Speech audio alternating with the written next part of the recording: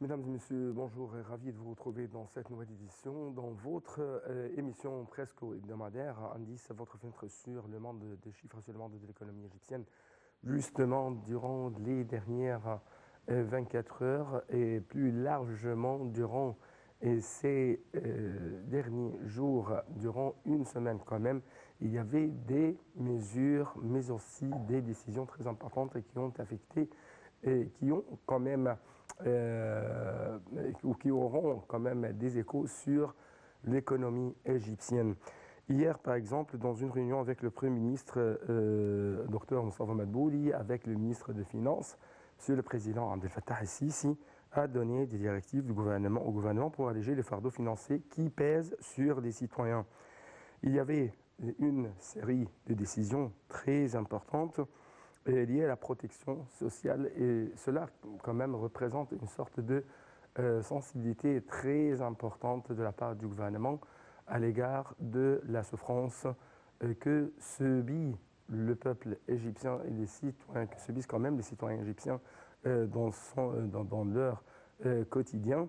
Donc on trouve qu'il y a une hausse de SMIC de 50% pour devenir 6 000 livres égyptiennes, hausse des salaires des fonctionnaires de l'État et des institutions économiques de moins 1 000 livres égyptiennes, une prime de 10 à 15%.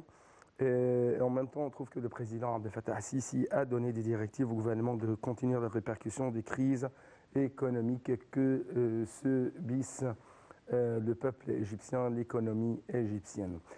Autre chose, il y avait une hausse de la part de la Banque centrale en ce qui concerne ses taux d'intérêt de moins 2%. Donc, comment de telles décisions ont affecté le marché égyptien? Comment de telles décisions vont quand même avoir un impact positif sur la hausse de la livre égyptienne contre le dollar et contre les autres devises étrangères? Donc, toutes ces questions, tous ces points vont être proposés à notre invité qui se trouve actuellement en ligne de l'Intérêt international, M. Nadim Samna, notre analyste économique. Monsieur Nadim Samna, bonjour. Bonjour. Bonjour, monsieur. Donc, ma première question porte sur comment vous avez trouvé l'importance de telles décisions dans ce temps et comment ça représente une réaction sensitive à l'égard de souffrances des Égyptiens à cause des vagues d'inflation et à cause de la hausse des prix qui frappe les marchés égyptiens à plusieurs niveaux et dans plusieurs denrées alimentaires. C'était important, oui, pour montrer que le gouvernement il soutient la population la plus fragile. C'est évident. Après, je pense qu'il faut aussi annoncer, expliquer pourquoi on fait ça, pourquoi le gouvernement il annonce ce genre de mesures. Donc c'est bien sûr, c'est pour faire face à l'inflation. Mais il faut montrer ça dans le cadre d'un plan, dans le cadre on va dire, de quelque chose d'un peu plus large. Ouais. On met la lumière sur l'augmentation du salaire minimum, mais lorsqu'on regarde aussi les autres mesures, on voit que c'est très dirigé envers aussi le soutien des professions médicales et des professeurs, ou en tout cas des professionnels d'éducation. Ouais. Donc ça, c'est important de montrer que le gouvernement il donne plus d'importance aux deux piliers, on va dire, le bien-être humain, c'est la santé et l'éducation. Ouais.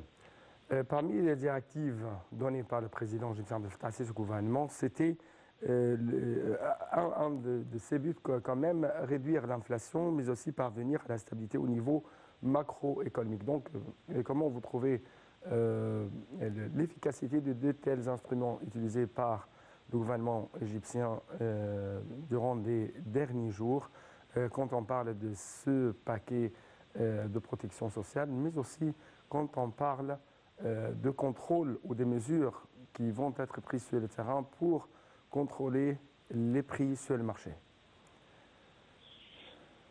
On ne peut pas dire que le gouvernement a réussi jusqu'à présent de contrôler les prix. C'est surtout les prix des denrées les plus élémentaires, les plus essentielles. Ce sont les denrées qui ont subi le plus de volatilité, et pas juste les prix, mais c'est aussi la disponibilité. Oui. Donc faut voir. En fait, il y a eu beaucoup d'annonces sur ces sujets. Il y a eu beaucoup de discussions. Et comme ça touche vraiment tout le monde, donc tout le monde se sent concerné. Et c'est ça qui alimente les discussions. On va voir quelles sont les mesures qui vont être le plus efficaces. Mais pour l'instant, c'est vrai qu'on ne peut pas parler de résultats concrets. Oui. Justement, comment vous avez vu cette décision prise par la Banque centrale égyptienne jeudi dernier concernant la hausse des taux d'intérêt de ces taux directeurs de moins de 2%? Quelles sont les raisons qui ont poussé la Banque centrale à prendre de telles décisions? La raison est très simple. On a aujourd'hui des taux d'intérêt réels très négatifs. Le taux d'inflation est très élevé. Ça fait bientôt 2 ans que le taux d'inflation il dépasse allègrement les 30%. Normalement, les taux d'intérêt doivent être très proches du taux d'inflation. Après, il y a un peu une différence parce que les taux d'inflation sont calculés a posteriori, alors que les taux d'intérêt sont pris en compte a priori. Mais là, ça fait quand même 2 ans. Le taux d'intérêt, les faibles taux d'intérêt, si on parle comme ça, taux réel, ça permet au gouvernement de plus ou moins réduire le poids de la dette interne qui est libellée en livres. Après, là, quand les décisions sortent, on a augmenté les taux, mais on n'explique pas pourquoi. On mentionne juste l'inflation, mais on ne met pas ça dans le cadre d'un plan, d'un programme. Qu'est-ce qui va se passer si le taux d'intérêt, si les taux d'inflation continuent de rester à ce niveau-là, et quelles sont les attentes en termes les attentes ou les calculs pour le taux d'inflation dans les prochains mois, parce qu'on parle, il y a on va dire des analystes étrangers qui prévoient déjà que le taux d'inflation va augmenter parce que le 1er janvier, il y a eu aussi des augmentations de plusieurs services.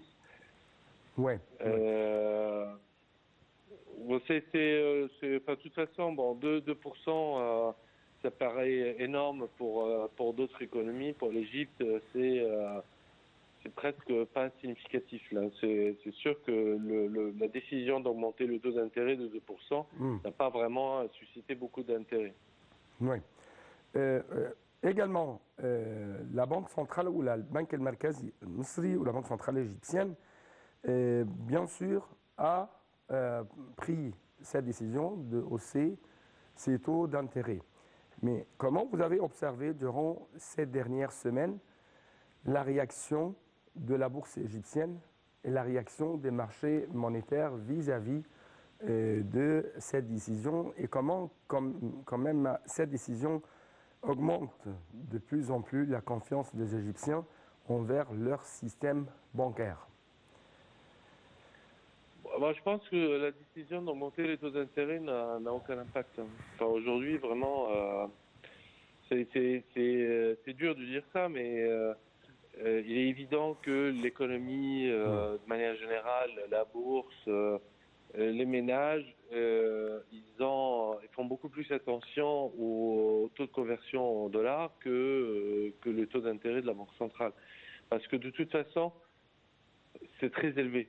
Je veux dire, là, autour de 20% ou au-delà, c'est très très élevé et personne ne va penser, par exemple, lancer un projet en s'endettant avec ces taux d'intérêt. Oui. Donc là, le fait d'augmenter entre, on va dire, 19 un quart et pour atteindre 21 un quart, Voilà, c'est pas ça va pas influencer une décision. En revanche, oui, les changements, la volatilité du dollar, là, il y aura beaucoup plus de conséquences et il y aura beaucoup plus d'impact sur l'économie. Oui. Durant les derniers jours, nous avons bien sûr été témoins d'une sorte de chute de dollars dans le marché noir ou dans le marché parallèle. Comme vous savez, il y a beaucoup de spéculation dans ces marchés noirs concernant les prix de dollars face à la livre égyptienne. Mais justement, après quelques nouvelles, on a entendu qu'il y avait des chutes très, très, très grandes, très, très importantes au niveau de la valeur de dollars face à la livre égyptienne. Justement, on parle des aides, ou l'augmentation des aides du FMI proposées ou présentées ou quand même fournies à l'Égypte. On parle de 12 milliards au lieu de 4 ou 6 milliards de dollars. On parle d'une augmentation de la part des aides financières et des investissements de la part de l'Union européenne à l'égard de l'Égypte. On parle des investissements émiratis dans certaines régions et parties égyptiennes, notamment ce qu'on appelle Ras El Hekma, ou cette région superbe à côté de Marsa Matrouh, sur la côte nord de l'Égypte. Donc, de telles décisions, quand même de telles nouvelles, avaient un impact décisif sur la chute de dollars. Comment vous avez observé ça? C'est purement psychologique. Hein. Il y a forcément vraiment des transactions qui ont influencé le cours du dollar. De toute façon, le marché noir, c'est un marché illégal, donc je ne sais pas si on doit vraiment le commenter. Malheureusement, il est devenu, il a complètement supplanté le marché officiel. Le cours du marché noir, il influence beaucoup plus l'économie que le cours au marché officiel. C'est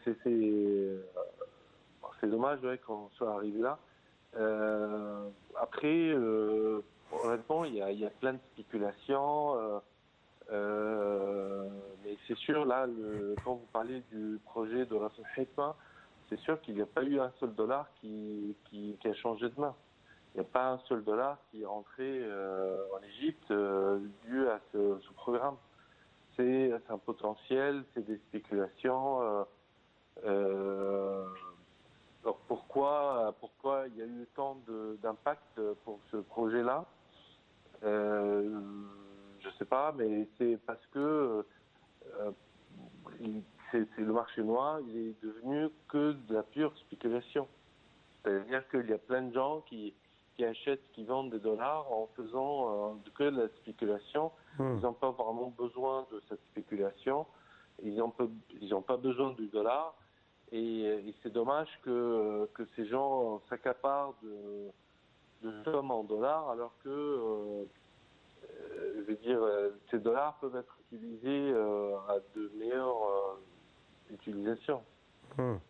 On trouve également qu'il y avait des coûts sécuritaires lancés à ces gens qui font des spéculations sur le dollar jusqu'à on a arrivé à une sorte d'un cycle vicieux de dollarisation au niveau de l'économie égyptienne.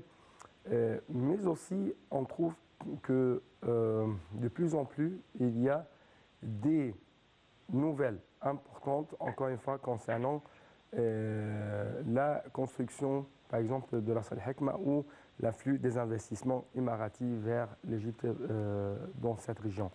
Mais ma question se pose actuellement en tant qu'un observateur, mais aussi un conseiller pour les investisseurs, notamment étrangers. Comment vous proposez les opportunités d'investissement dans l'économie égyptienne aux investisseurs étrangers?